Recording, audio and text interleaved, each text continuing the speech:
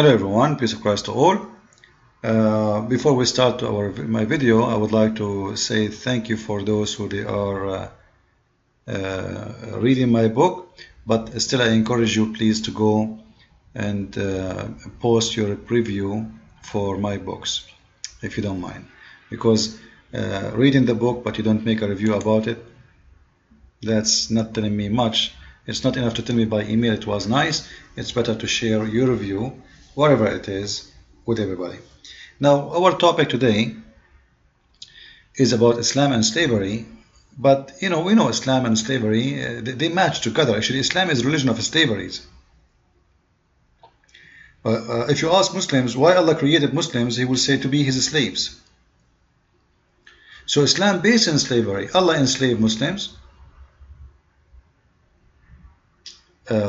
Or let us say this is how the Muslims present Islam to us. Muhammad is a slave of Allah, and Muslims are the slaves of Muhammad, and you should be the slave of the Muslims. So it's a change of slaveries. Muslim, they have the right to enslave you because you are not a Muslim, but Muslim themselves, they are the slave of their prophet. They obey blindly whatever he say, and they forbid whatever he forbid. And Muhammad supposedly is a slave of God. However, at the end of the day, Muslims and Muhammad supposedly are the slaves of God. But the fact, Muhammad never been a slave of Allah. Actually, it's the opposite. Allah is his slave. Now, this is not our topic here. We want to listen to this Abdul. He's a Pakistani Abdul, I can tell. And his lies is amazing, beautiful. You see, Muslims, there's something very, very well known about Muslims. If you say a lie, as long you are in your lie praising Islam, your lie is good. It doesn't matter how much you lie. It doesn't matter, like, I see videos posted on YouTube about Mujahideen, like a guy, he died a year ago and they found him somewhere and he smelled like perfume. Well, your prophet, after 3 days he stink. I can show you the hadith, you idiot. Your prophet himself, he stink after 3 days, and to the point they can't even move him from his room, from his bed. So they buried him in his bed. So the Muslims, they create lies with no limit. And this is just an example. Let us go and listen. Slavery or riq or ubudiyya was a universal practice. No culture or society had banned it ever in that period. In the Middle Ages, early in the Roman societies, Greek societies, Chinese societies, Indian societies, it was rampant around the whole globe. And Islam was the only and the first to institute laws for ubudiyya. That's absolutely false.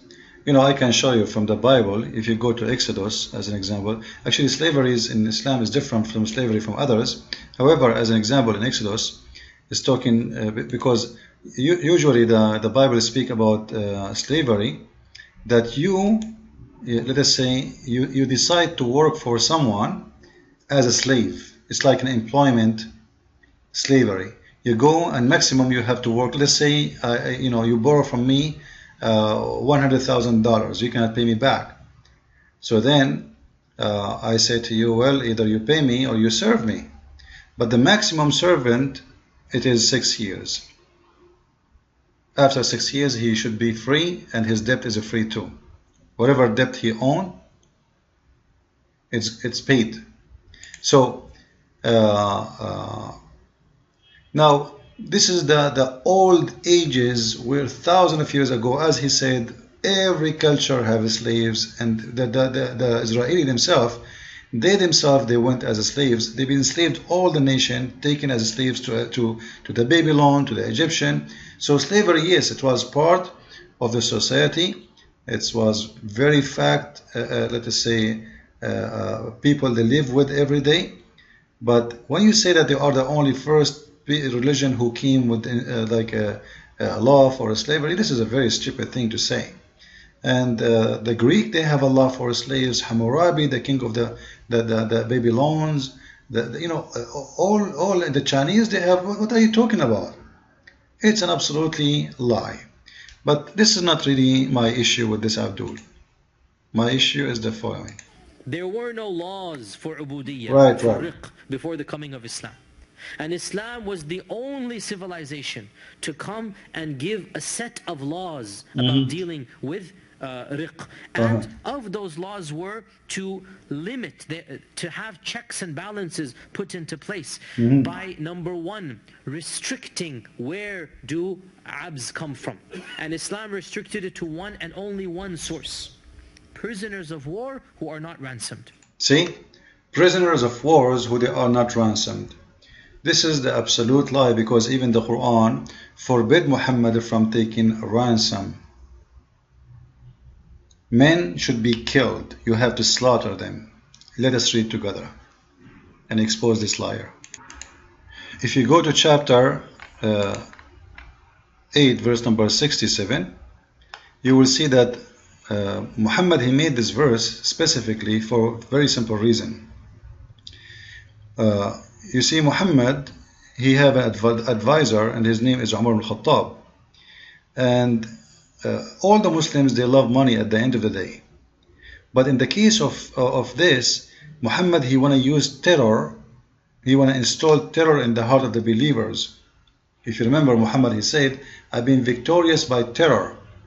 So all armies before, they used to, if they capture, they exchange prisoners at least. Like, you prisoner, we have a prisoner with you, and you have a prisoner with us. So we can exchange. Muhammad, just to scare his enemy, he come with a verse saying, you have no right, O Muhammad, to take prisoners of war. You have to slaughter them all. You have to slaughter the earth. Alright, you see? You have no right. It's not for you. It's not for any prophet, not only for Muhammad. It's not for any prophet. That's it, any prophet. To take prisoners of war, to take captives of wars, until he made a slaughter in the land. So the purpose is slaughtering. You don't follow a desire to make some money, because that will not make us win the war and install terror in the heart of the disbelievers. Don't worry, we will take their money anyway. We are being victorious. We will take them and take their money. Why are going after some prisoners? Slaughter them all. So he just said to us that prisoners who did not pay ransom, those are the one who enslave. Actually, Muslims don't enslave prisoners of war. They kill them all. I'm talking about men. They enslave only females and children. Females and children. Like, those are the captive who the Quran speak about having sex with them, even if they are married and they have husbands. So in here he made another lie too. He said, actually this is the major lie, that only source in Islam is captives of war, when actually in Islam the Prophet is not allowed, not only the Muhammad, not for any prophet, as you see, to take a prisoner of war. It's forbidden. Then he said this is the only source, which is war. Now all of us, we know there is a woman, she is very famous in Islam. Her name is Mary the Copt, and she is famous because there's a verse in the Quran about her story. This is the chapter of At-Tahrim, chapter 66, verse number 1. When the wives of Muhammad, they found Muhammad cut-handed in the bed having sex with Mary the Copt, which means he was cheating in his wives. As you see in here, look, the Muslims, they try to make it nicer. They say, O Prophet, this is Allah speaking to Muhammad, why you forbid, do you forbid what God made lawful for you? In terms of your Coptic maid Maria, is it lawful for a Muslim to sleep with his maid? You see the hypocrisy? They say to us, Islam is a religion of ethic. So it's not a cheating in Islam to sleep with the servant, with the housemaid. It's not it's not your right to forbid yourself. You should sleep with her. The fact this is slave, this is not a housemaid only. She is a slave, and she was a gift given to Muhammad. But he just told us that the only source of slaves is war captives. for people who did not pay ransom. Who will pay ransom? As an example, when Muhammad he killed all the tribe of Safiya, who is going to pay her ransom? There's nobody. Anybody left? He killed them all. He took the women and the children. Children who don't have hair around their pubic area, they don't kill them. If you have hair, which means if you are, let us say, 9 years and older, they will chop your head. That is the merciful religion and the merciful prophet of Allah. So, number one source is captive of war, but mostly they are females and females only. What about Bilal? Was Bilal the Ethiopian a captive of war, you liar? What about Bilal? What about Bilal, who we see in this hadith? Abu Bilal, after Muhammad he died, he said to Abu Bakr, if you have bought me for yourself, then keep me. If you bought me for Allah's sake, then leave me for Allah's sake, for Allah's work. But I thought only the source of slavery is captive of war. This guy, he was bought. What's wrong with Muslims? Why they lie? Let us see another source of slavery. And here, remember, by the way, Muslims are so proud about Bilal. They say to you, Bilal, he was a black slave who is the first one who called for a prayer. Here we go. The poor guy, Muhammad, he died. This is after the death of Muhammad. And he is asking, kissing the shoes of Abu Bakr, please free me, man. I spent my life as your slave. I fought for you. I risked my life for you. If you bought me for the sake of Allah, let me go. If you bought me to be your slave, okay, keep me. He's shown him that you are a hypocrite person. What is the other source of slavery? Gifts.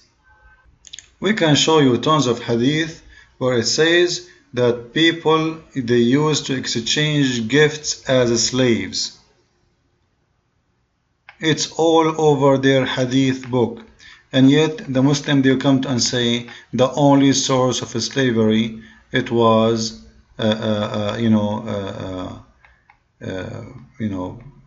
war, which is really false. There is more important, disgusting actually,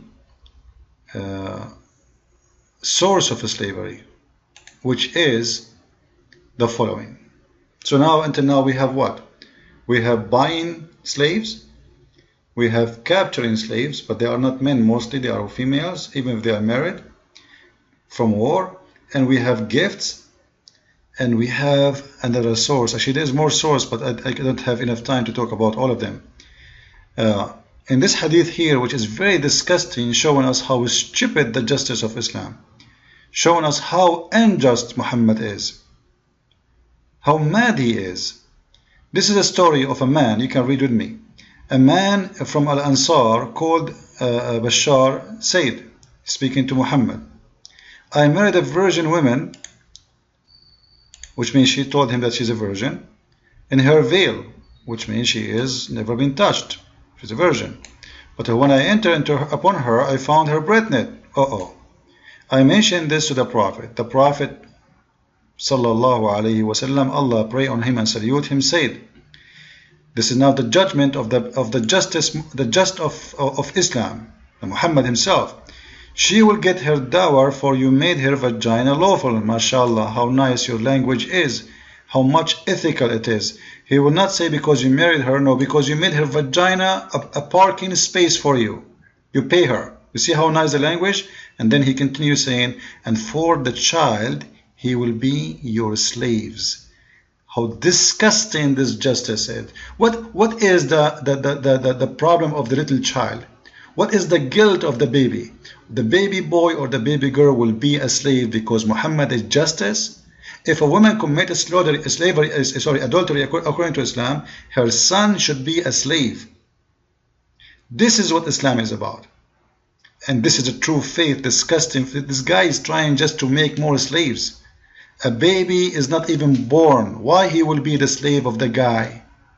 Very disgusting. Follow with me, exposing the lies of Islam. God bless.